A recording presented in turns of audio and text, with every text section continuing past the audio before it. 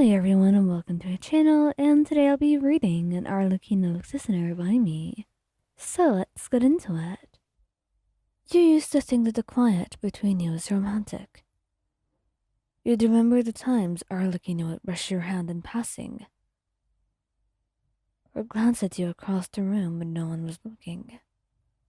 Like her eyes only saw you, despite the room being full of subordinates, strategies, and schemes.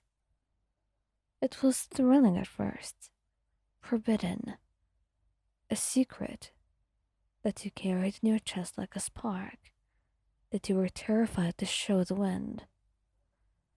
But now it burns.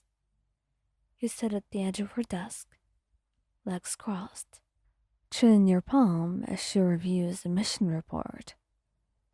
She hasn't looked at you at all.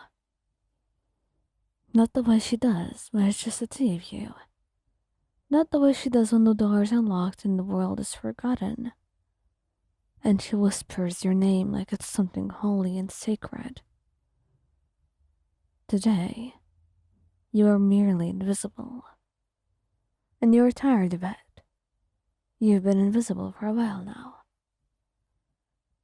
I brought you coffee, you say, forcing a smile. Leave it on the tray, she said.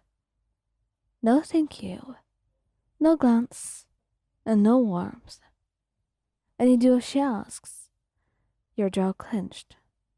You tell yourself to breathe, to be patient, to understand, because maybe behind it all there is something that you're not seeing. You've told yourself that 100 times now. And those words, and your patience, they're all starting to wear thin. Later that night, when our office is empty and the kids have gone to bed, you find her on the balcony. You wrap her coat tighter around her frame.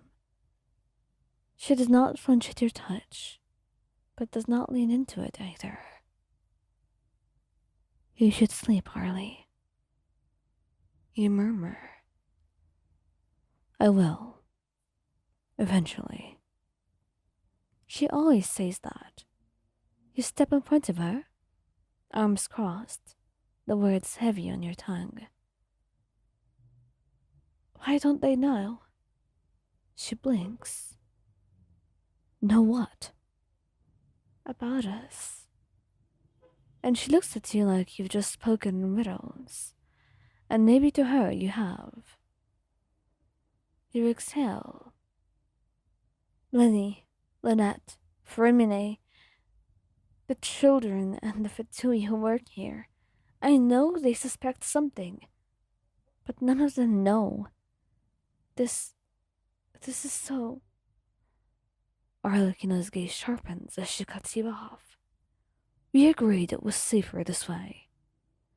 No, we didn't agree. You decided.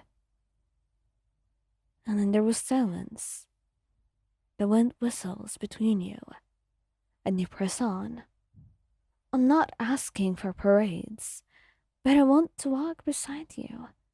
Not behind you. I want to hold your hand without checking the corners of the room first. I'm not asking for a lot, Arlecchino. And when she responds, her voice is quieter than you expect. That kind of visibility comes with risk. And this doesn't? You take a step closer. Do you think it doesn't hurt to watch you talk about alliances and families and your precious image while pretending I'm just another pawn on the board? Her eyes darken, not with anger, but something harder to name. I never pretended you were a pawn. Then why hide me like one? Why hide me like I'm something you're ashamed of? She frowns, and then she turns away, and you think she'll walk back inside. And the conversation was silence, as she usually does. But instead, she says, I have enemies. So do I. I've worked with you. We're both Fatui. No, I am a harbinger. You have enemies because of what you are, and I have enemies because of who I am. There is a difference. You don't speak, and she finally looks at you again. I have made people vanish for less than looking at me the wrong way. I have killed for territory, for honor, for protecting children I will never admit I care about, and you're the only thing you haven't known how to keep safe. Your heart aches, but it only makes you more stubborn. Keeping me safe isn't the same as keeping me hidden.